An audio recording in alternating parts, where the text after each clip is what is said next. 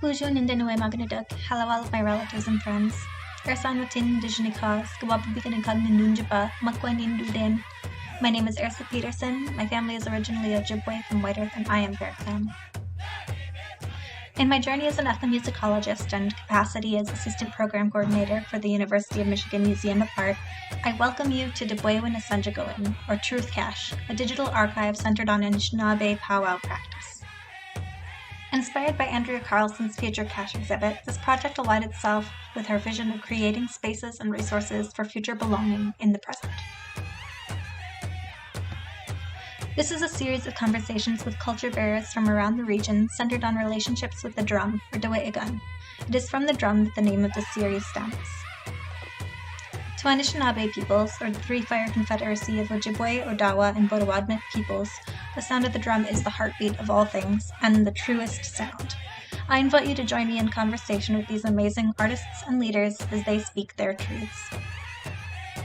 The first culture bearer we will speak with is T.J. Derwin, a drumkeeper from Marquette, Michigan, and member of the Sioux tribe of Chippewa Indians, as he tells us about his path to become a drumkeeper and what the drum has meant in his life.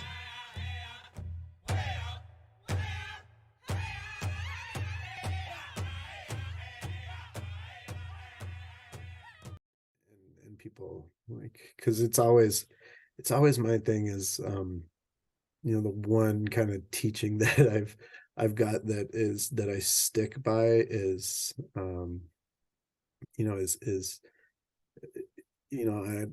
nobody writes the rule book for what it's like to do this kind of stuff, right? Yeah. To live our ways, and my teachings, the teachings that I've gotten, more times than not, they're contrary to other people's, and you kind of pick and choose and kind of see what works best and who you trust the most, to take those teachings from, and which ones make sense, I guess. And that kind of goes by how people present it, Who did you learn from? Who do you draw on? So because I grew up right outside of Marquette, I non-native community, I was, one of the only native, openly native people in my school, it and I come from a couple generations of off-res natives, right? So my family, and I'm Sault Ste. Marie tribe of Chippewa, and we were kind of patchworky all over anyway. Like, we're a bunch of different bands, right? So we were never centrally located. Like, we would come back to Sault Ste. Marie for gatherings and things like that, and but we're all a bunch of bands from all over the UP and northern Michigan and things, northern lower. So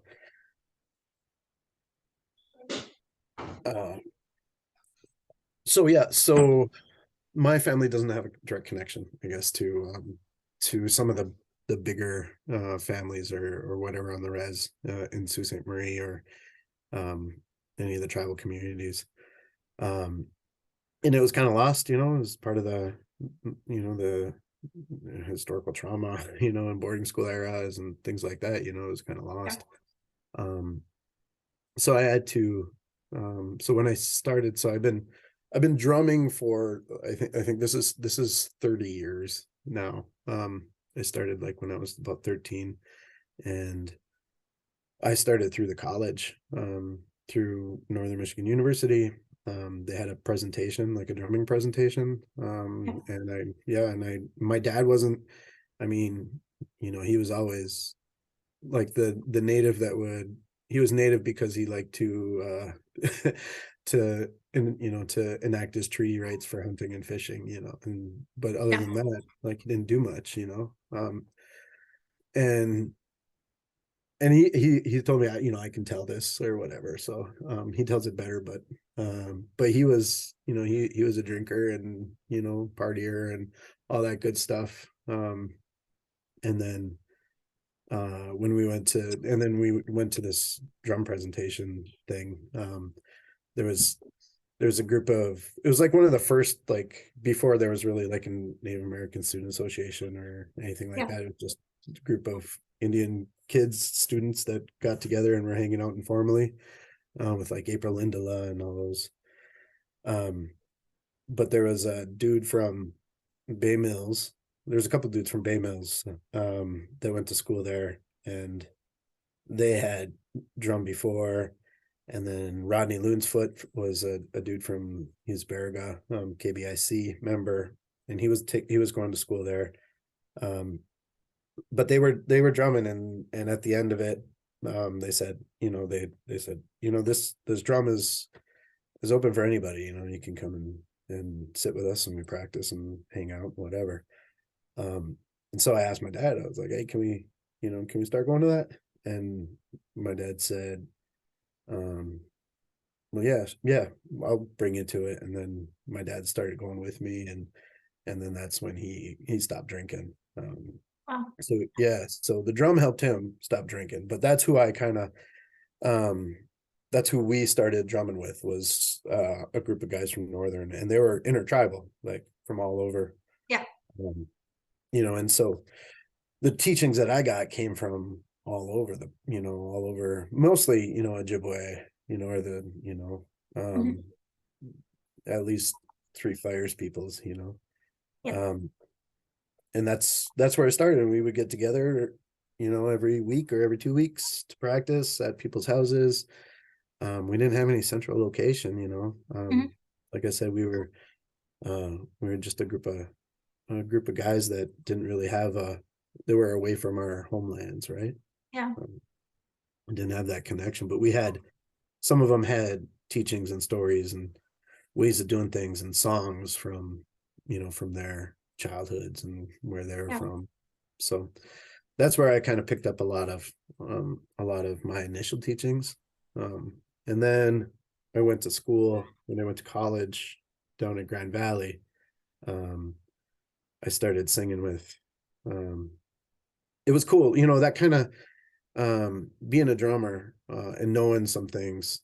When I went to school and I went to a new community, it Hmm. kind of gave me an in with the local natives, Yeah. um, yeah, so I could be like, okay, where's the drum at, and then be able to sit down, and I wasn't afraid, right? So I started singing with Hunter Genia, and some other guys from Sig Chips, and that was a whole different level of intertribal drumming, right? Because Yeah. it's more of an urban area. So we had, Potawatomi. Um, I think there was like some real like members of like Pine Ridge, Sioux, or Lakota or whatever, and um, people from all over. There are some Navajo dudes, and then just kind of picked up more from there, and did things their way, right? And kind of Yeah. picked up a little bit more what they did. Um, and then I joined a couple other drums in Grand Rapids that would kind of, fall apart and then come back together, all that. Yeah. Um, And were yeah. you guys singing at powwows during this time? Like, Yeah. Yeah. We always, I mean, um, especially when I went downstate, there were more, yeah. I sang with, a group, Grand River singers there, Awashanong Chungaming. Mhm. Um, and then um I switched to where they kind of fell apart, and I started singing with John Bush and some of the Gun Lake guys. um Yeah. yeah, um and that was before Mashi Benashuish, Yeah. before they got federally recognized, so it was really like kind of, um it wasn't like we had nothing, we had no money, nothing, no support, nothing like that. Yeah. um, but we had artist friends that would like let us use their loft for practice, um and then some of the college would give us space sometimes, Hmm. things like that. And but yeah, we were Sons of the Three Fires, that was our drum group. And yeah, we traveled around a bit, and but it was mainly, it wasn't a powwow drum. Like it wasn't, none of the drums that I've ever been on were, we, I don't want to talk bad for anybody that does it, but like we were like anti-competition powwow, singing, Yeah. And it's not that we weren't that good. It was just a learning social thing, right? Mhm. Kind of like, and it wasn't for ceremony. It wasn't for, really like the hardcore spirituality stuff. It was just to get together and sing and eat some food and laugh and hang out. All the drums that I've ever been on have been like that. Mhm. And I mean, there'd be some guys that would come and sing with us that were on bigger drums that would go to powwow and go to competition and stuff. Yeah. But that wasn't what drew me into it. And it still isn't. Like, Mhm. I don't enjoy, I don't enjoy going to powwow and singing as much as I do going to practice and singing. Yeah. And like, that's kind of where it's at for me. But yeah, and then, okay. Then I came back, went to school, graduated, hung out there for 10 years, and then came back up here, up to the UP, and then some of the guys from NMU would get together sporadically and sing with the Northern Drum. And then there was a drum that was created, or that was put together by a local guy named Ron Gardner. And he put it together for as a community drum to be brought into schools for like for their Indian Ed programs around here. Mhm. Yeah, so he put that drum together and he gave it to somebody and they were using it and they just they're like, it's not really working for me and I'm not doing this, I'm not doing it. It's not working out. So they said here, they told me, you should carry it or whatever. Mhm. Um, I said, I don't know I've never carried a drum. I was always just go and hang out. And Yeah. he's like, well, you'll figure it out. So, I was like, all right, like, I don't want the drum just sitting in the basement somewhere. So I took the drum from him and let grandpa stay at my house um and then we would use that drum. Again, it was like super informal, but actually in the last couple months now, um we got the Sault Ste. Marie unit chairman or unit board member from the Marquette area. uh he was interested in drumming and doing some cultural stuff for the membership here. And I said, well, give me a space, give me a space that's not my basement, Yeah. because I don't want a bunch of people in my house. So, so he rented out this space, and every 2 weeks, like we just open it up to community, anybody, native, not native, it doesn't matter. Um, we have elders that have zero cultural knowledge, Mhm. Yeah. um, we have kids, that like I was in the same boat, like where I Mhm. was like kind of interested, but I had nobody to kind of go to. Um, and so we opened it up to everybody. And like I think last Thursday there was I think 37 people there, and Yeah. it's evolved into, not just That's a coming. lot. That's a lot of Yeah, it's people. great. It was great. It was a lot of people, yeah, and it's not just like people there for the drum. It's people coming there and and just sitting and hanging out and talking, and or they'll bring, like there was like two sewing machines, people were making ribbon skirts, there's people beading, Yeah. it turned into like a real kind of what that drum to me was, what was kind of taught to me was that the drum is its main purpose is to bring people together, right? So it's, I don't know, it's just kind of happened like without pushing it or with like just kind of letting it happen, Yeah. so it's really cool. And uh like one of the things that I think that I'm proudest of for that is that um there's 3 people that were adopted as kids that and were adopted by non-native families, and they're in adulthood now, and they had no idea about any of this stuff. And then they were not only in non-native families but in non-native communities. So so they're being raised and living not having any connection with their culture or with their people or who they are. And so so they've come in, and two of them sit on the drum, and there's another elder lady that that comes, and she's rocking out ribbon skirts and doing her thing now. And just they've said, like, this gives me a more fullness of life, and being able to kind of do that. But what I tell them every single time, I'm like, this is like your intro to to drumming. This is where we get together, and it's a completely free place to ask whatever kind of questions, stupid questions, that you got. I mean, nobody's gonna judge it, or nobody's gonna shoot you down, or say, ask, why are you asking why are you asking that, or you're off rhythm, you're off rhythm, you gotta get out of here. I've been on drums like that too, where it's like they're so serious about it, that if you screw up, you feel shame. And I don't want that at all. I don't want anybody to feel shame about being drawn into the drum, so I mean, but they get it, they come along and they get it, and they start learning, and they listen. And we incorporate not a lot of the kind of the the hardcore kind of big drum ceremony or teachings and things like that, but just more of the, I guess, this, like, the social aspect, and how we can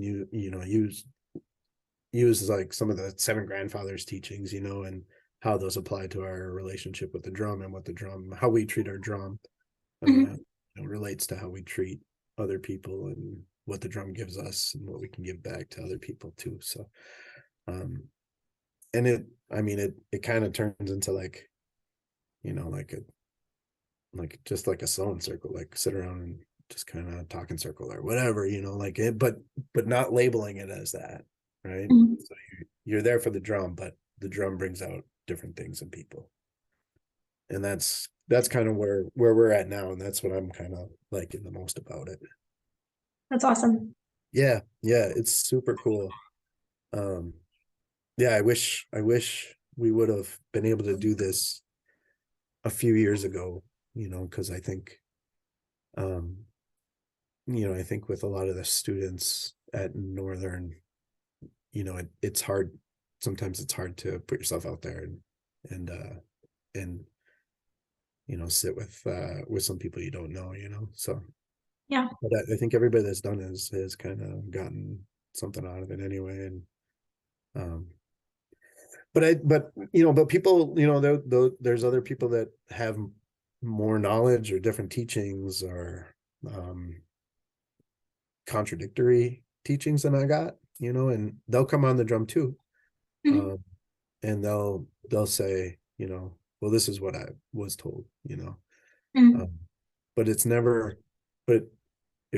turned into, this is the way that things are, like, there ain't no rule book. There's no rule book for this, other than come in a good way, right? And don't be disrespecting it, and I guess if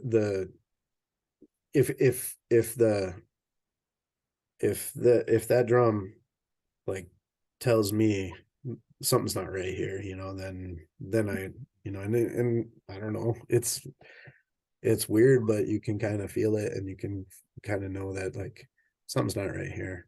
And plus we have, some of the aunties and songbirds and stuff like that, they're always keeping an eye on us to make sure that we're not messing around either. So that's good. Yeah, we need that sometimes. definitely, for sure. But I guess that's kind of like the story of where I've gone and kind of my twists and turns to getting here. But I'm trying to think of like Bud Byron from up in the Sioux. I sang with him a lot, got a lot of stuff from them. From when I'd go back to the res and hang out, and some of the guys from Bay Mills. Yeah, it's mainly been, I guess. And then the LVD, it's been all Ojibwe stuff since I've been up here. I haven't really hooked up with Hannahville. I do a lot in KBIC or LVD too, with the drums up there with Four Thunders, and over in Lac Desert, with Jim Williams he always would give a lot of good teachings on the drum and stuff like that. And I guess one of the biggest things I kind of got was like, don't take this stuff too seriously, like you don't have to be so concerned about doing things the quote right way. Like if you're doing things in a way that feels right, and you're not teaching things that are set in stone, right? Like then it'll be all right. And then you're not hurting anybody, and you're not disrespecting the drum, you're not disrespecting any spirits, you're not disrespecting any history, or any ways about the way that we do things.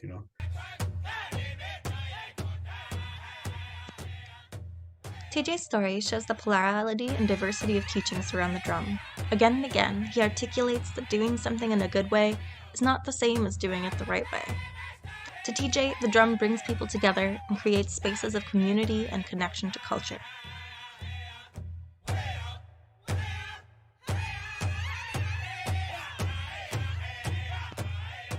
Next, we'll listen to Jenny Morgan, a drum keeper and maker also from the Sioux tribe based out of Petoskey, Michigan. Jenny is also a descendant of the Burt Lake Band, a non-federally recognized tribe in Michigan, currently lobbying for recognition and the return of their ancestral land that is foregrounded by the Future Cache exhibit that inspired this series.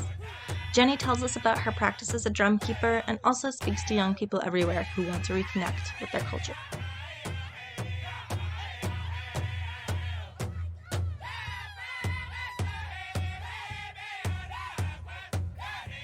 I've never sat at a drum with the drums that I've been on.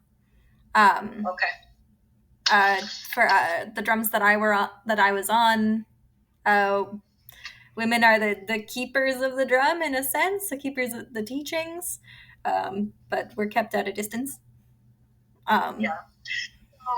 So in the old ancestral ways, that is correct. But the drum, the story about how the men received the drum? Yeah, I do. It was given by white calf woman? Yeah. Okay, so you know that story. Okay, so in my travels and in my journey, I was gifted a two-sided buffalo powwow drum. Wow. From a woman that I didn't know. And in my teachings, like you said, women don't have powwow drums. I mean, we don't sit on a big drum. Yeah. Now, as far as a woman's drum circle, I've been doing that for about 13 years. Yeah. So that has brought a lot of healing to a lot of people, in that our hand drums are very sacred in ceremony. And knowing the connection to the drum is so more important in birthing the drum, making your drum, and everything that you do with that drum should be honoring that drum. And so birthing drums, making drums is what I've been doing for probably about 10 years now. Mm-hmm. And I get groups of women together who want a drum, who want to learn how to drum, and who want to know the song. Now, the songs are the reason I was asked to make a drum, because it was a time where women weren't drumming. It was 13 years ago. And I was asked to make a drum and learn the songs so that the songs wouldn't be lost. Yeah. Well, in doing so, you find out what songs are not to be sung in public. Mm-hmm. You know what songs are prayer songs, what songs are ceremony songs. There's a lot of different teachings that go with that drum. Yeah. Finding your connection to a drum has to be your journey. Yeah. A lot of people will say, well, I'm going to go buy me a drum. Well, you can do that.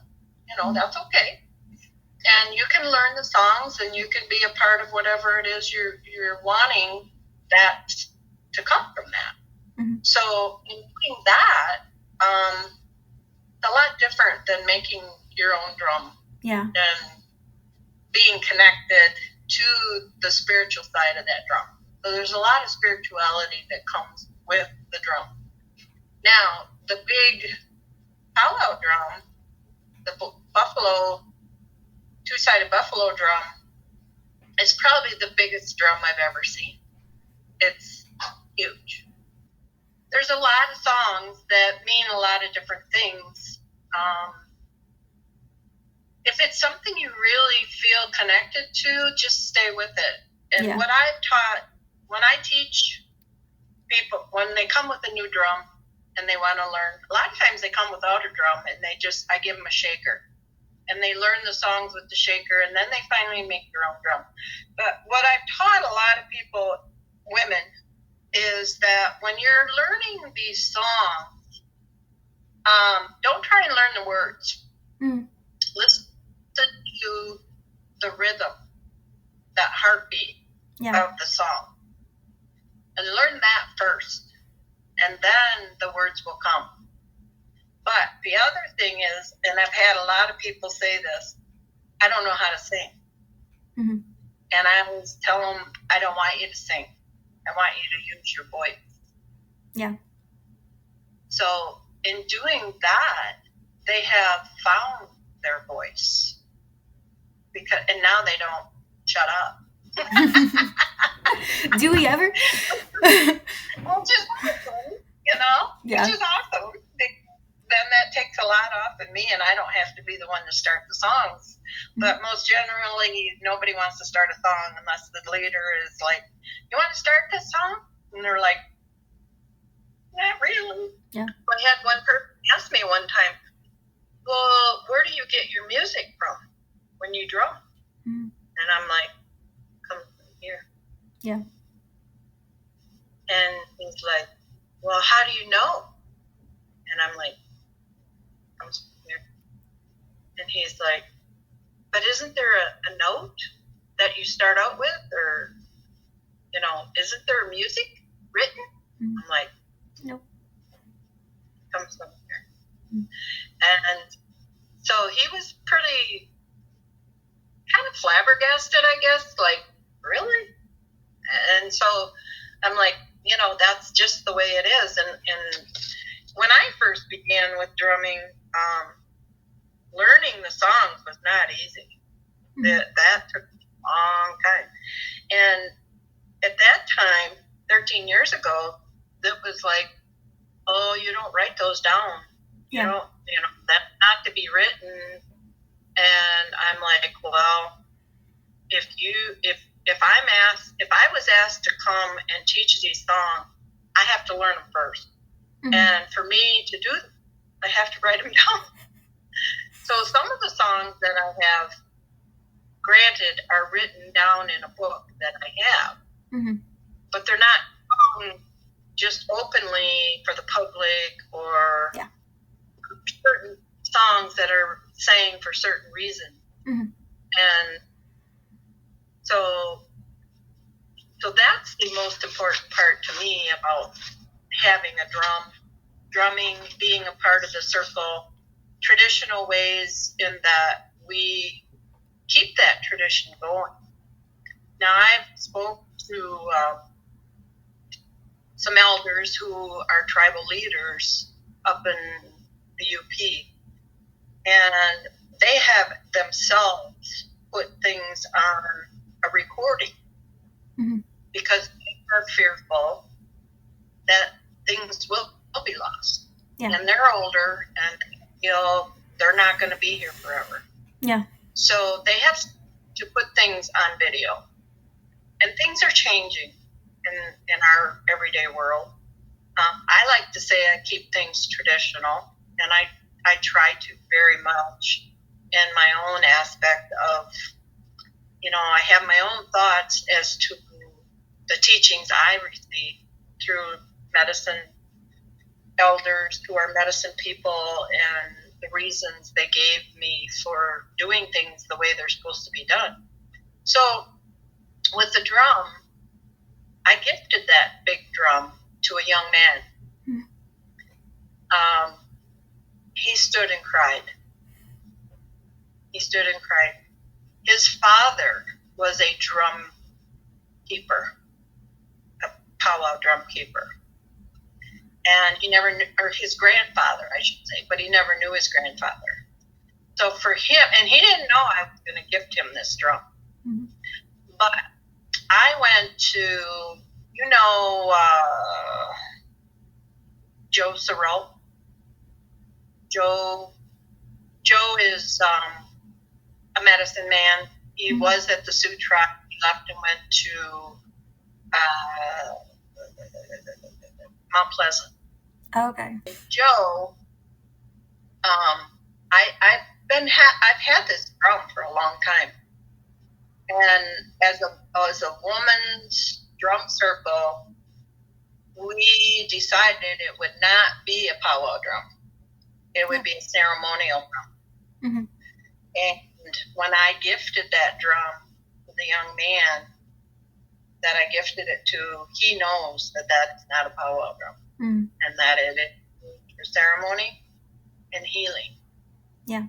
And the drum, we named it, we birthed it. It's been at ceremony. He's building his house right now, and he's building a room for the drum. Oh, lovely. Yeah. So, things happen in certain time frames of our life. We don't know what these things come to us. I didn't even ask for a drum. Yeah. Either time, either time I was asked or given a drum. So that tells me that I'm here for a purpose.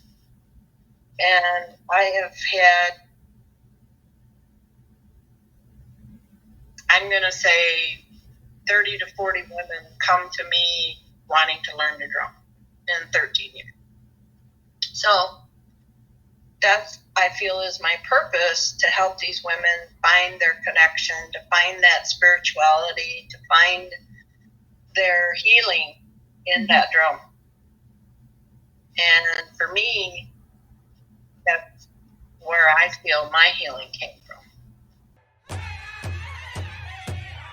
Kachimigwich, many thanks for joining me in conversation with these drum keepers. I hope that you've learned a little bit about what the drum means to Anishinaabe peoples. I certainly have. Again, Kachimigwich, and please be looking for the next episode, which will center on regalia and dance practice. Welcome to Debwewin Asanjigowin, Truth Cash.